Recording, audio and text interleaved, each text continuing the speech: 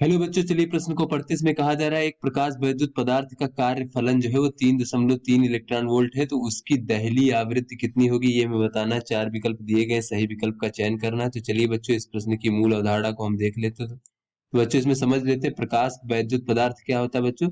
तो ऐसा पदार्थ जिसमें अगर हम प्रकाश की किरणें आपतित कराएं तो बच्चों उससे जो है इलेक्ट्रॉन उत्सर्जित होता है। एक अगर निश्चित आवृत्ति से अधिक आवृत्ति की प्रकाश की किरणें अगर आपतित कराते हैं तो बच्चों उसमें से क्या होता है, इलेक्ट्रॉन उत्सर्जित होते हैं। तो बच्चों प्रकाश वैद्युत पदार्थ कहलाता है। तो बच्चों उस प्रकाश वैद्युत पदार्थ का कार्यफलन क्या होता है बच्चों।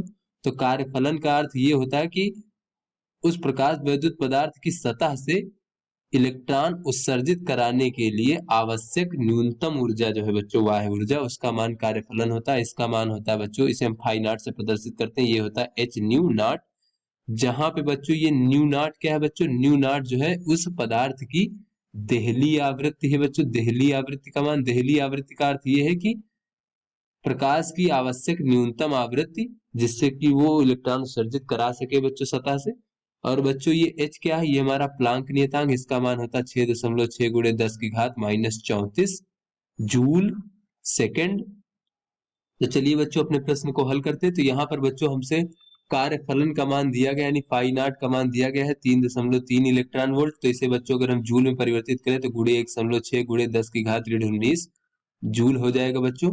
तो यहाँ से बच्चों हमसे देहली आवृत्ति का मान पूछा गया है बच्चों। तो देहली आवृत्ति न्यू नॉट बराबर हो जाएगा बच्चों, ये हमारा हो जाएगा बच्चों फाई नॉट भागे बच्चों एच प्लांक नियतांक। तो ये बच्चों फाई नॉट का मान 3.3 गुणे 1.6 गुणे 10 की घात -19 और भागे बच्चों एच का मान है 6.6 गुणे 10 की घात ऋण 34। तो यहाँ से बच्चों अगर हम देखें तो ये 33, 3.3 दूना हो जाएगा 6.6। तो बच्चों इसको अगर हम काटे तो ये 0.8 हो जाएगा। तो यहाँ से बच्चों इसको जब हम हल करेंगे तो ये देहली आवृत्ति न्यू नॉट का मान हमें प्राप्त हो जाएगा 8 गुणे 10 की घात 14 हर्ट्ज।